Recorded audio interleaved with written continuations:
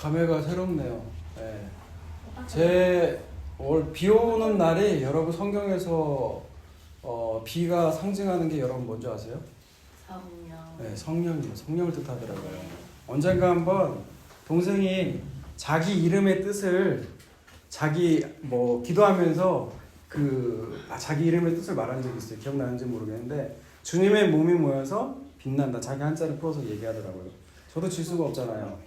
그래서 나는 기도해보니까 비가 성령이더라고요. 하나님의 영 성령께서 오셔서 그 메마른 땅을 적셔준다는 이름이 제 이름이 더 좋더라고요. 그래서 오늘 또 마침 비가 오는 날이어가지고 갑자기 그 생각이 들었어요. 네, 쓸데없는 생각이고요. 오늘 욥기서 마지막 날입니다. 원래 욥기하고 오늘 호세아 같이 들어가는데 욥기를 할까 호세아를 할까 고민 중에 우리가 욥이 회개하는 걸 못 봤더라고요. 그래서 이게 찝찝함이 남잖아요. 마치 화장실에 가서 화장실 더러우니까 점심이니까. 네. 아무튼 그래서 마지막 결론을 맺기 위해서 욥기서 오늘 마지막 결론 부분입니다. 우리가 지금까지 욥기서를 본 걸 좀 요약을 해보자고요. 우스 땅에 욥이라는 인물이 살고 있었어요. 그는 하나님이 인정하는 정말 경건한 사람, 의인이라고 하나님이 인정하는 사람이었죠. 근데 이때 누가 시샘을 하고 참소를 하죠? 사단이 참소를 하죠. 사단은 참소하는 자예요. 여러분, 하나님은 여러분의 실수나 잘못 기다려가지고 너 이거 잘못했지, 이거 잘못했지 이런 분 아니에요. 여러분, 이 짓을 잘하는 사람이 누구라고요? 이 짓을 잘하는 사람이 마귀라고요. 사단이라고요.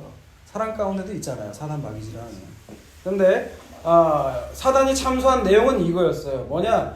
욥이 하나님을 경외하는 것은 욥이 받은 복 때문에 그렇다는 거예요.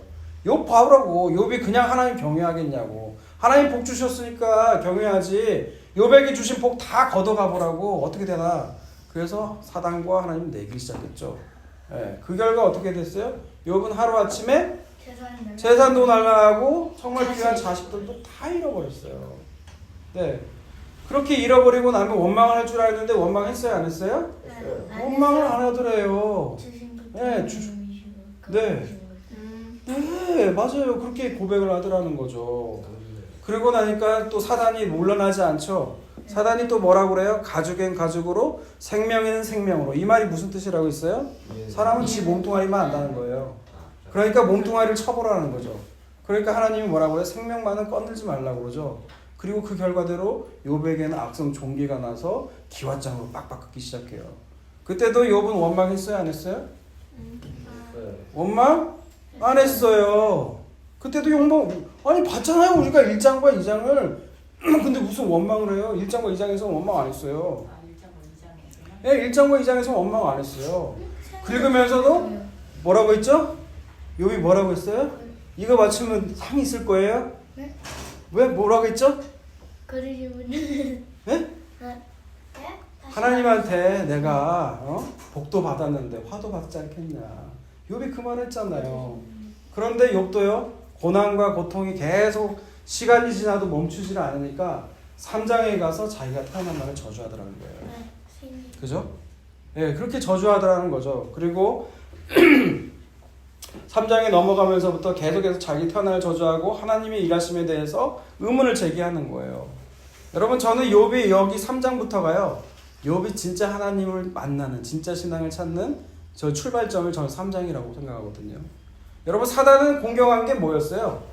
욥이 하나님을 경외하는 건 복 때문에 그렇다는 거죠. 여러분, 이걸 유식한 말로 인과율이라고 해요. 인과율. 네. 여러분, 인과율이 세상에 있습니까? 없습니까? 있어요.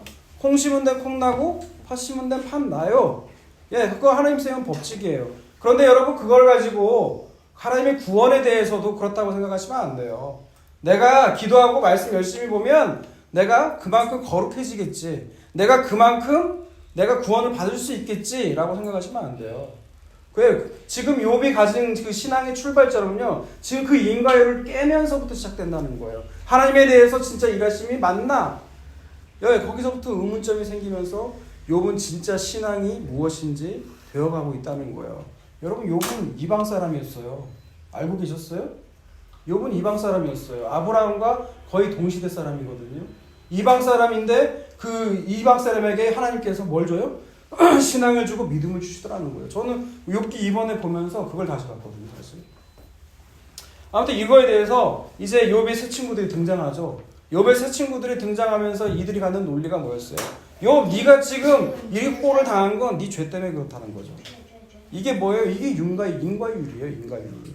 인과율의 논리로만 계속 공격하는 거예요. 그리고 마지막 네 번째 어머니가 저를 닮았다고 하는 엘리우가 등장해요. 엘리우가 등장해서 이제 말을 하죠. 엘리우는 이제 인과율보다는 좀 넘어요. 고난에 대해서 성경적인 차원에서 아직 그 신약이 완성되기도 전인데 고난의 의미에 대해서 얘기를 한다고요. 고난이라는 건 하나님의 목적과 뜻이 있어서 무언가 가르치기 위해서 존재한다는 거죠. 하나님은 모든 인생의 길과 주목하시기 때문에 하나님의 심판은 틀릴 수가 없다는 거예요. 공의롭다는 거죠. 공정하다는 거예요. 그리고 또한 하나님의 심판과 긍휼의 측면이 있다는 거예요. 양 측면이 다 존재한다는 거예요. 예를 들어서 비가 내리면 그 비를 통해서 어떻게 되죠? 농작물이 자라기도 하죠. 그렇죠? 비가 또 너무 많이 내리면 노아의 홍수처럼 심판의 의미도 있죠. 양쪽의 측면들이 다 있다는 거예요. 하나님이 주시는 그 고난에는 심판도, 죄로 인한 심판도 있겠지만 그걸 통해서 잘못된 것을 부수라는 거죠. 진짜 신앙의 모습으로 하나님께서 빚으신다는 거예요. 그리고 나서 이제 38장, 39장, 40장에 넘어가면 드디어 하나님께서 욥에게 폭풍 가운데 말씀을 하시죠. 뭐라고 말씀하세요? 천지 창조의 일을 물어봐요. 땅이 지었을 때 너 어디 있었냐는 거죠. 땅의 경계를 정할 때, 바다의 경계를 정할 때 네가 어디 있었냐는 거예요. 까마귀 새끼가 배고파서 울부짖을 때 너 어떻게 했냐는 거예요. 그러니까 지금 이런 질문들은 욥이 생각하지도 못하고 대답할 수도 없는 질문들이었다는 거죠. 그런데 왜 하나님이 이런 질문들을 하셨다고 했죠? 이 질문의 의도가 뭐라고 했어요? 결론부터 말하자면 욥의 자기 중심적인 생각을 깨트리기 위해서라 했잖아요. 이해가 안 되시면 지난주 설교 들어보세요. 욥의 자기 중심적인 생각, 천지 창조에 대해서 생각을 해본 적이 없어요. 왜? 다 모든 것을 자기 중심적으로 받아들이는 게 인간이거든요. 욥도 선악과 이후의 인간이라고 했잖아요. 고난도 자기 중심적으로 받아들이는 거예요. 나는 이런 일을 당할 만한 적이 없는데 왜 나한테 이런 일이 당하냐는 거죠. 여러분, 이게 다 자기 중심적인 해석이에요. 인간은 자기 중심적일 수밖에 없어요. 모든 것이 다 자기 중심적일 수밖에 없어요. 예전에 제가 그랬잖아요. 주열이가 착한 애, 나쁜 애 구별하는 게 뭐냐면, 아무리 밖에서 세상 학교에서 나쁘다고 해도 자기한테 잘하면 착한 놈이 돼요. 그런데 자기한테 착하다고 해도 자기한테 해코지하면 걔는 나쁜 놈이라는 거죠. 이처럼 인간은 자기 중심에서 선악을 판단하는 거예요. 여러분, 그게 성경에서 말하는 죄라는 거예요. 다 지들이 하나님처럼 되어 있다는 거죠. 욥은 그 자기 중심성을 지금 하나님이 깨부시는 거예요, 지금. 그럼에도 불구하고 욥은 수긍은 하지만 자기가 여전히 그럼에도 불구하고 내가 그래도 그렇다고 해서 내가 이런 고난을 당해야 되는가? 라는 질문이 끊임없이 위에서 솟아났다고 했잖아요. 그래서 하나님은 계속해서 욥에게 말하는 거죠. 뭐라고 말을 해요? 내 의를 세우려고 네가 나를 인정받기 위해서 나를 불화한 자라고 하는 거죠.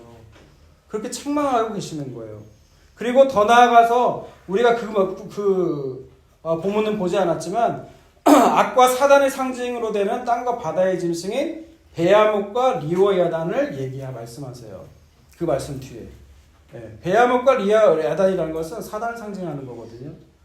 근데 그 악의 문제에 대해서 네가 통제할 수 있겠냐는 거예요. 내가 세상 모든 악을 그러면 네가 하나님처럼 심판을 해보라는 거죠. 그럼 내가 너 인정하겠다는 거예요. 근데 이 말씀 가운데는 지금 무슨 말씀이 있냐? 하나님은 베야모, 리오, 야단이라는 이 악마저도 하나님 자기의 뜻에 따라서 지금도 통치하고 계신다는 거예요. 그러니 욥, 네가 지금 당하는 고난이 억울하다고 생각하지 말라는 거예요. 난 네 고난마저도 내 뜻에 맞게 활용할 거다는 거죠. 전부 하나님의 주권에 관한 거예요. 하나님의 주권에 관한 거예요. 오늘 본문은요, 이제 이 모든 말씀을 하나님께서 마치시고 나서 욥이 이제 최종적으로 답을 하는 거거든요. 여러분 1절에서 3절까지 여러분이 가진 성경을 보시고 제가 이거를 메시지 성경으로 읽어드릴게요. 잘 들어보세요. 욥이 하나님께 대답했다. 확실히 알겠습니다. 주께서는 모든 일이든 하실 수 있고 누구도 그 무엇도 주님의 계획을 망칠 수 없습니다. 주께서 누가 이렇게 물을 흐리고 아무것도 모르면서 상황을 혼란스럽게 만들며 나의 의도를 지레짐작하느냐 하고 물으셨습니다. 자백합니다. 내가 그랬습니다. 내 능력 밖의 일에 대해서 함부로 짓거렸고 내 머리로는 도무지 이해할 수 없었습니다. 이해할 수 없는 경이로운 일들을 놓고 떠들어댔습니다. 예, 여러분 이제 욥은 모든 피조물을 하나님께서 창조하고 다스리시고 인간의 머리로 생각지도 않는 해석되지도 않는 그런 악조차도 하나님은 자기 뜻대로 사용하고 계신다는 말씀 앞에 이제 엎드린다는 거예요. 하나님 못하실 일이 없고 무슨 계획이든 못 이루실 것이 없다고 지금 고백하고 있다는 거죠. 여러분 이게 바로 회개의 모습이라는 거예요. 회개. 이 말 안에는 자기의 판단, 생각으로 하나님의 일하심을 함부로 말하는 것에 대해서 지금 회개하고 있는 일이 지금 욥에게 벌어지고 있다는 거예요. 여러분 이어지는 4절과 6절을 여러분은 계속해서 여러분 가진 성경을 보시고 제가 이걸 세 번역으로 읽어드릴게요. 주께서는 귀 기울여 들어라. 내가 말하겠다. 내가 몇 가지 물어볼 테니 내가 대답을 하여라 하셨습니다. 인정합니다. 전에는 내가 주님에 대한 소문을 들었으나 이제는 내 눈과 귀로 직접 보고 들었습니다. 잘못했습니다. 용서해 주십시오. 다시는 그렇게 하지 않겠습니다. 맹세합니다. 다시는 전에 들은 말의 껍질, 소문의 부스러기에 의존하지 않겠습니다. 여러분 종합적으로 보면 지금 여러분 개역개정 성경하고 뭐 새 번역이나 메시지나 번역 보면은 조금 다른 걸 여러분 느끼셨어요? 네. 네. 여러분 좀 다른 것 같죠? 근데 여러분 말 한 가지예요 지금. 네. 하나님의 답변 속에서 지금까지 귀로만 소문으로만 들었다는 것을 지금 하나님을 눈으로 보았다고 지금 얘기하고 있는 거죠. 그런데 하나님을 진짜로 욥이 봤어요? 여러분 하나님을 눈으로 봤다는 건요 여러분 진짜 봤다는 건 아니거든요. 출애굽기 읽어보면 하나님 진짜 임재하니까 어떻게 돼요? 임재만 가까이 조금 했는데 그들이 두려워가지고 벌벌 떨면서 모세에게 좀 나아가 보라고 우리가 죽게 생겼다고. 여러분 이게 하나님 임재거든요. 근데 어떻게 하나님 그 거룩하신 하나님을 눈으로 봐요? 죽죠. 그래서 이 말 뜻은 뭐냐? 지금까지 하나님께서 하신 말씀을 분명하게 이해했다는 거예요. 하나님을 보았다는 게 뭐라고요? 하나님이 하신 말씀을 분명하게 무슨 의도인지 내가 이해했습니다라는 거예요. 그러므로 지금까지 한 모든 말 거두고 티끌과 재 가운데 회개하겠다는 거예요. 예, 모든 악을 다루시는 하나님을 알고 지금 욥이 어떤다는 거예요? 지금 티끌과 재 가운데 회개하겠다는 거죠. 여러분 시편 73편 하도 많이 봤으니까 여러분 아시죠? 시편 73편 우리 교회는 많이 봤거든요.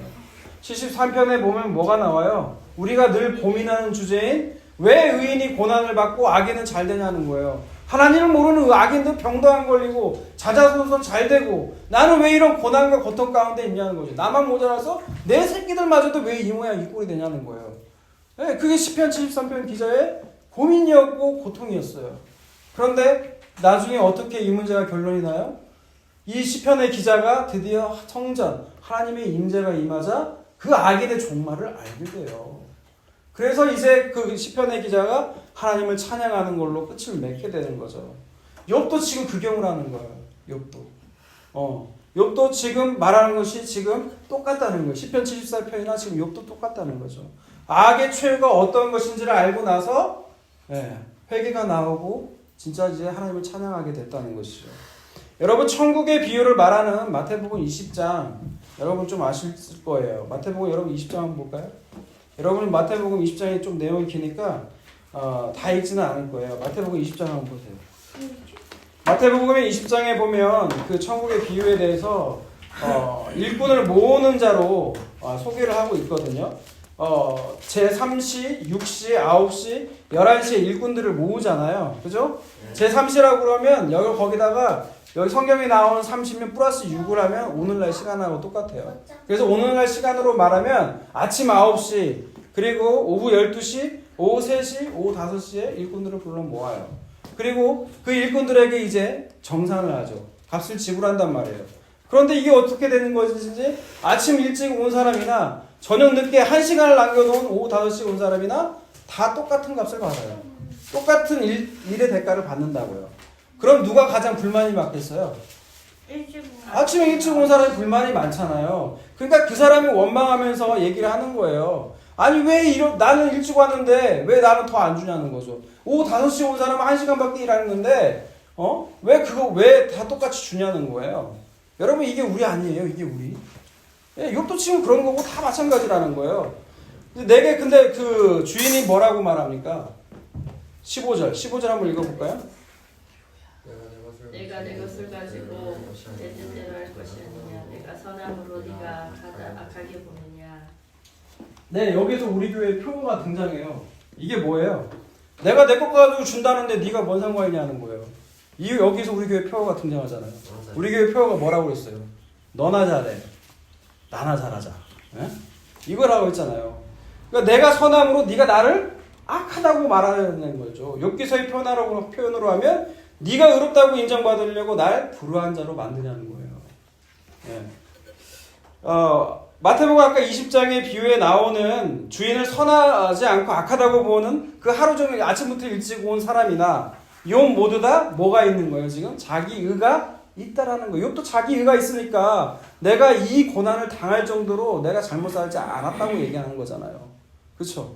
그래서 이 자기 의가 반드시 깨져야 된다는 거예요. 그래서 욥에게 지금 뭐가 온 거예요? 예수 그리스도를 보여주는 이유 없는 고난이 그에게 온 거예요. 욥도 이 경험이 없으면 절대 하나님이 어떤 분이신지를 욥의 새 친구들처럼 인과일적으로만 알 거예요. 왜? 하나님을 잘 섬기면 복 받는다고 하니까. 여러분 진짜 구약에 보면 복을 받았다고 하는 사람들이 재물이 많고 뭐 낙타와 짐승들이 많은 걸로 표현되는데 여러분 그건 예수님께서 등장하시기 전 한정적으로 복이 뭔지를 모르잖아요. 이 사람들은.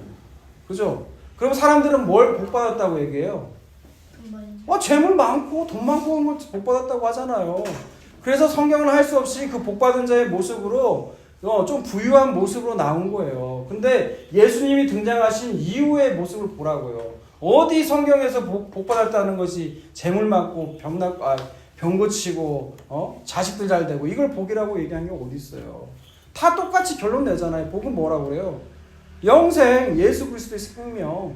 그걸 복이라고 하잖아요. 복. 그렇다고요. 네.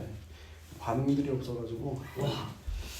네, 이 자기의가 반드시 깨져야 된다는 거예요. 그래서 여러분 다시 5절과 6절을 한번 보세요. 다시 5절과 6절 한번 읽어보세요. 개역개정으로 읽습니다. 시작. 다시 개역개정이요. 아까 본문. 주어가 빠졌군요.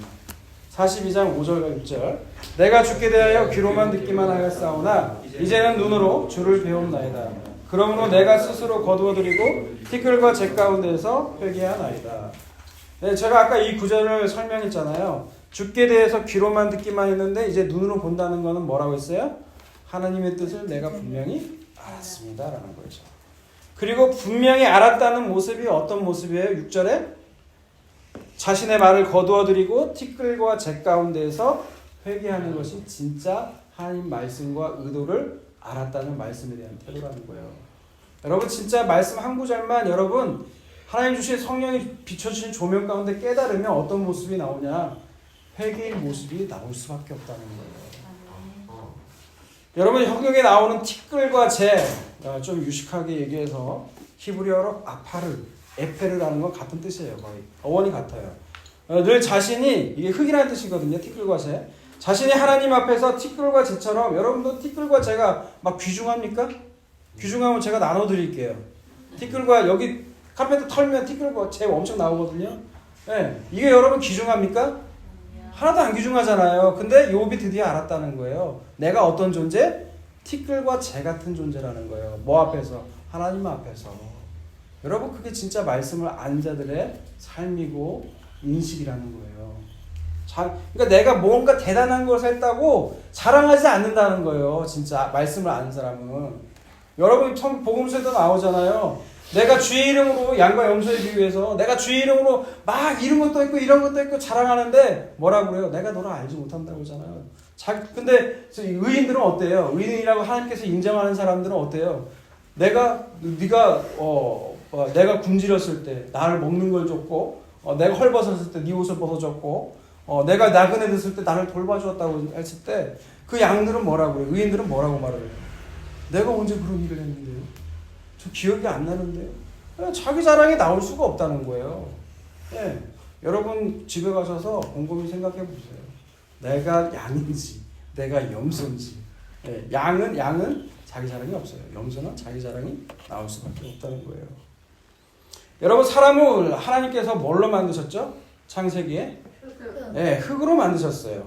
여기에서 쓰인 흙이 바로 아파르예요. 아파르. 여러분 그게 아담이잖아요. 아담의 뜻이 무슨 뜻이냐? 붉은 흙이라는 뜻이에요. 그런데 하나님께서 이 흙에다가 하나님의 숨, 루아흐를 불어넣으셨죠. 그러자 이 보잘것없는 흙 아파르가 사람이 됐어요. 그런데 이 아담이 사단의 유혹으로 말미암아 선악과 따먹은 후에 하나님이 뭐라고 말씀하세요? 나중에 하나님께서 말씀하실 때 너는 흙이니 흙으로 돌아가라고 하잖아요. 이게 지금 바로 욥이 고백하는 거예요. 하나님 나는 흙입니다. 진짜 내가 못 모르고 까불었군요. 하나님의 그 천지 창조와 위대하신 거 악조차도 자기의 뜻대로 움직이시는 그 하나님을 진짜로 깨달으니까 내가 뭐라고 내가 이런 놈인데 내가 뭐라고 진짜 하나님한테 대들었지? 이 모든 것들이 후회가 되더라는 거예요. 근데 여러분 욥처럼 흉내내지 마세요. 여러분 힘든 일 생기면 하나님 원망도 하세요. 그냥 아닌 척 하지 마시고 그게 더 힘들거든요. 예, 차라리 진짜 있는 모습 그대로 나아가세요. 그럼 하나님 좋아하세요. 예, 그리고 나중에 하나님이 깨닫게 하시면 그때 부끄러워하시면 돼요. 제가 그랬거든요. 제가 이렇게 자기 존재가 티끌과 재인 걸 아는 사람하고요 모르는 사람은 큰 차이가 난다는 거예요. 자기가 티끌과 재인 걸 모르는 사람은 어떤 모습으로 나와요? 창세기에 가인이 아벨을 때려 죽이잖아요. 왜 때려 죽어요? 하나님 내 제사 안 받더라는 거예요. 내가 얼마나 정성 들여 바쳤는데 왜 내 제사 안 받냐는 거죠. 근데 눈에 보이지 않는 하나님을 죽일 수가 없으니까 그 분노를 누구에게 쏟아요? 아벨에게 쏟죠. 아벨에게. 그래서 아벨을 죽인 거잖아요. 이것이 바로 자기가 티끌인 걸 모르는 자들의 모습이라는 거예요. 근데 자기가 티끌인 걸 아는 사람들은 어떤 모습일까요? 우리가 믿음의 조상이라고 하는 아브라함을 보면 알아요. 왜 아브라함의 믿음의 조상이냐? 믿음이 무엇인지 여러분 성경의 아브라함을 잘 관찰하면 믿음은 이런 과정 가운데 오는 거구나 하는 걸 알게 돼요. 근데 여러분 성경의 아브라함이 정말 나이스한 사람이었어요. 정말 젠틀하고 자기가 살려고 자기 마누라를 팔아먹은 인간이 아브라함이에요. 전 적어도 제가 살려고 제 아내 팔아먹은 적은 없거든요. 그럼 저는 인간적으로는 아브라함보다 나은 놈이에요. 근데 똑같은 죄인이죠.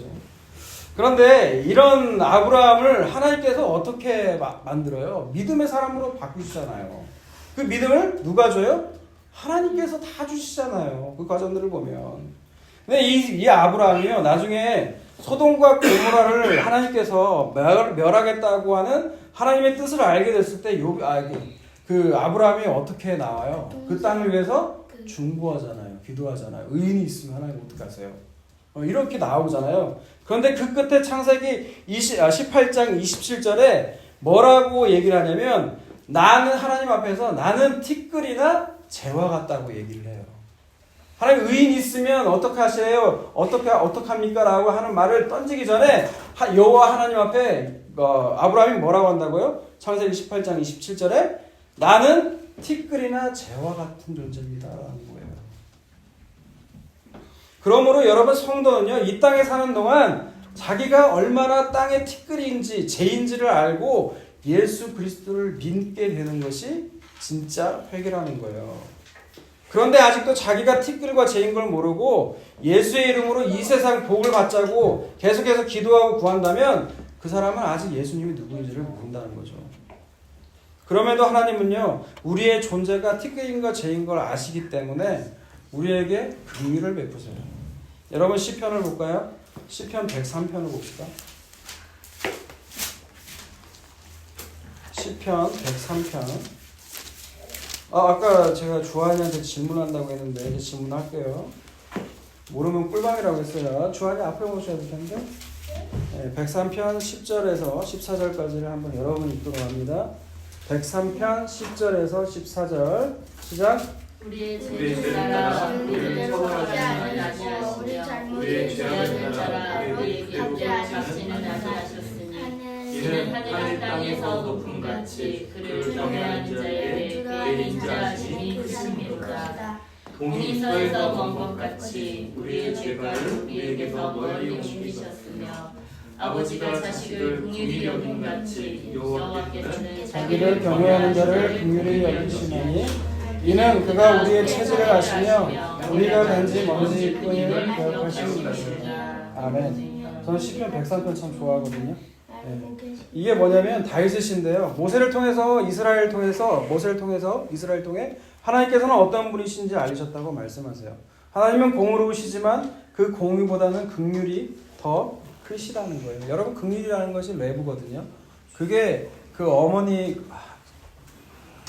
그건 나중에 말씀드릴게요. 아무튼 되게 거기에 대해서 공감을 하고 아파하며 그 사람이 아파할 때 내가 더 아파하는 그 마음이 여러분 정확히 긍휼이라는 뜻이에요. 히브리어에서. 예. 저 사람이 아플 때 내가 더 아파. 여러분 자녀를 키워보거나 내가 뭔가 사랑하는 존재가 있으면 여러분 그 마음을 알잖아요. 근데 여러분이 지금 말을 이해를 못하는 건 더 사랑하는 존재가 아직 없기 때문에 그럴 수도 있어요. 근데 진짜 내가 아프고 사랑하는 존재가 아프고 힘들면 내가 더 아프고 힘들어요. 왜? 진짜 그렇더라고요. 그걸 경험해봐야 알아요. 너 만약에 엄마가 아프고 힘들면 손녀리 어때요? 괜찮아요? 울잖아요. 손녀리 그때 한번 우는 걸 제가 본 적이 있거든요. 엄마 때문에. 아무튼 논외로 하고 지금 그 긍휼이 크시다고 얘기하시면서 죄악에 따라 심판하지 않으셨다고 얘기해요. 그 이유가 뭐라고 나와요? 인자하심이 하늘이 땅에서 높음 같이 크다는 거예요. 우리의 죄가 죄가가 무슨 뜻이에요? 주환이 죄가가 무슨 뜻이에요? 그러니까요. 네. 제일 지은 거예요. 네, 꼴방한데 예약할게요. 죄가라는 건 죄가 될 만한 허물을 얘기하는 거예요. 허물. 저도 몰라서 찾아봤어요. 국어사전. 죄가 될 만한 허물. 저는 죄가라길래 죄의 열매인 줄 알았어요. 열매 과실인 줄 알았더니 그게 아니고 죄가 될 만한 허물을 죄가라고 얘기한다는 거죠. 이 죄가를 동이 서에서 먼 것처럼 하나님이 옮기셨다는 거예요. 자, 주한이 질문할게요. 동과 서가 만날 수 있어요? 없어요? 있어요? 네, 꿀밤 2대 예약할게요. 없어요. 동이고 선데 어떻게 이게 만나요? 이게 만날 수가 없다는 거예요. 네, 이 동과 선은 서로 만나지 못하는 것처럼 하나님이 이 죄가를 우리에게서 멀리 하셨다는 거예요. 이렇게 설명을 했는데도 감탄이 안 나오고 네, 그렇죠. 감탄이 나와야 돼요. 하나님이 이 동과 서가 먼 것처럼 우리의 죄를 그렇게 멀리 옮기셨다고요. 나는 이거 되게 좋았거든요. 왜? 죄를 하도 많이 지으니까 입으로도 죄 짓고 애들한테 아버지가 자식을 긍휼히 여기는 것처럼 긍휼히 여기신대요. 제가 이걸 쓰면서 제가 제 자신에 대해서 뒤돌아봤거든요. 우리 애들한테 이걸 내가 자신 있게 말을 해줄 수가 있는지. 네, 아니래요. 네, 죄송합니다. 그런데 왜 그러냐라는 거죠. 우리의 체질을 아신대요.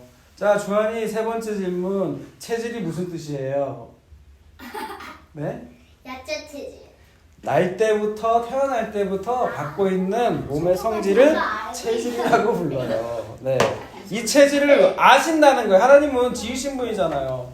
우리의 몸 상태, 우리가 어떤 존재인지를 각 사람마다 다 달라요, 여러분.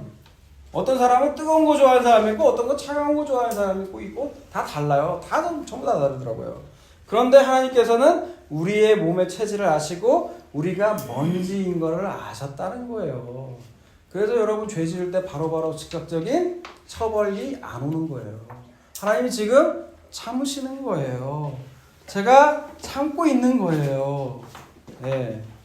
이어서 15절에서 19절 읽어볼게요. 시편 103편 15절에서 19절 여러분 읽습니다. 시작. 인생은 그날이 끝과 같으며 그 영원한 내 같아 그것은 바람이 지나가며 없어지나니 그 있던 자리도 다시 알지 못하거니와 여호와의 인자하심은 자기를 경외하는 자에게 영원부터 영원까지 그의 의는 자손의 자손에게 이르리니 곧 그의 언약을 지키고 그의 법도를 기억하며 행하는 자에게로다. 여호와께서 그의 보좌를 하늘에 세우시고 그의 왕권으로 만유를 다스리는 분이다. 아멘. 여러분 인생의 날이 풀과 같대요. 인생의 날이 풀과 같대요. 여러분 풀 막 귀합니까? 드러나는 풀? 근데 인생의 날이 풀과 같대요. 그리고 영화롭다고 해도 그게 들의 꽃과 같대요. 그렇죠? 그런데 이것도 결국 언젠가는 바람이 지나가면 다 사라진다는 거예요. 인간의 인생이 그렇다는 거예요, 여러분. 인간의 인생이. 여러분이 아주 가장 귀하게 여기는 거, 이거 같이 있을 거야, 내가 이거 꼭 붙들고 있을 거야 라는 거 하나님 보실 때는 들의 풀과 같대요. 들의 꽃과 같대요. 근데 우리는 그걸 잡으려고 많이 노력하고 애쓰고 하잖아요. 근데 그거 다 헛된 거라는 거예요, 여러분. 그런데 주의 인자하심은 영원하대요. 만유를 다스리고 계신대요. 그럼에도 불구하고 이거 알므에도 불구하고 우리는 어떻게 살아가요? 조금만 내가 내 마음대로 내 계획대로 인생이 풀리지 않고 일이 계획대로 흘러가지 않으면 하나님 왜 나한테 그러세요 대체? 내가 11조하고 헌금하고 봉사하고 내가 이렇게 했는데 내가 개척교회 목사인데 하나님 내 자녀들은 왜 안 키워주세요? 왜 내 자녀는 속썩여요? 이렇게 원망하고 불평하는 게 우리 인생이잖아요. 지금 방금 제 고백이 담긴 거예요. 아니 개척교회를 하면 자식들은 잘 되게 해준다면서요. 하나님 왜 나한테 이러세요? 제가 이렇게 원망하고 불평했어요. 여러분 그런데 욥은요 저보다 의로웠거든요. 그 사람 글을 읽어보니까 나보다 훨씬 나은 사람이더라고요. 그런데 이런 욥조차도 이유 없는 고난 앞에서 하나님을 원망하다는 거죠. 근데 그런 원망 끝에 드디어 하나님이 나타나셔서 모든 세상 만물 다스리고 계시고 악의 문제 또한 하나님께서 다스리고 계신다는 걸 깨달았다는 거예요. 그래서 자기가 이제 하나님 앞에 땅의 티끌, 먼지와 같은 그런 존재인 걸 알게 됐다는 거죠. 여러분 그것이 욥기에서 말하는 욥의 회개예요. 이런 자들은요, 이걸 깨달은 자들은 자기 자신에게 이제 어떤 일이 일어나도 네, 하나님 당신만이 맞습니다. 당신만이 선하시고 당신이 행하는 일이 다 옳습니다. 이렇게 고백을 한다는 거예요. 마지막 결론으로 여러분 베드로전서 4장 12절과 14절만 읽고 마치도록 하겠습니다. 베드로전서 4장 12절에서 14절. 베드로전서 4장 12절에서 14절 같이 읽습니다. 사랑하는 자들아 너희를 연단하라. 오는 불시험을 이상히 당하는 것 같이 이상히 여기지 말고 오히려 너희가 그리스도의 고난에 참여하는 것으로 즐거워하라. 이는 그의 영광을 나타내실 때에 너희로 즐거워하고 기뻐하게 하려 하십니다. 너희가 그리스도의 이름으로 치욕을 당하면 복이 있도다. 영광의 영 곧 하나님의 영이 계십니다. 아멘. 여러분 고난 당하는 거 이상한 거 아니에요. 어떤 그 정신 나간 목사 녀석이 고난 당하면 다 벌받고 저주받은 거라는데 성경은 그렇게 얘기하지 않아요. 절대. 오히려 예수 그리스도를 진짜 그 안에 있는 자들은 예수 그리스도의 생명이 나오기 때문에 예수 그리스도의 모습으로 살아갈 수밖에 없어요. 그 삶 가운데 고난이 올 수밖에 없다고요. 근데 뭐라고 말해요? 성경에서는 그 고난이 올 때 즐거워하고 기뻐하래요. 여러분 이게 되는 건요, 내가 진짜 고난이 와서 즐겁고 기쁜 사람은요, 이건 정신이 좀 나간 사람이에요. 진짜 고난이 왔을 때 누가 즐겁고 기뻐해요. 근데 그 고난 가운데 하나님의 뜻을 알게 하시고 하나님께서 즐거워하고 그 사람을 기뻐하게 만드신다는 거예요. 여러분 그게 진짜 복된 인생 아닙니까? 그 인생으로 살아가시는 저와 여러분이 다 되시기를 주님의 이름으로 축원합니다.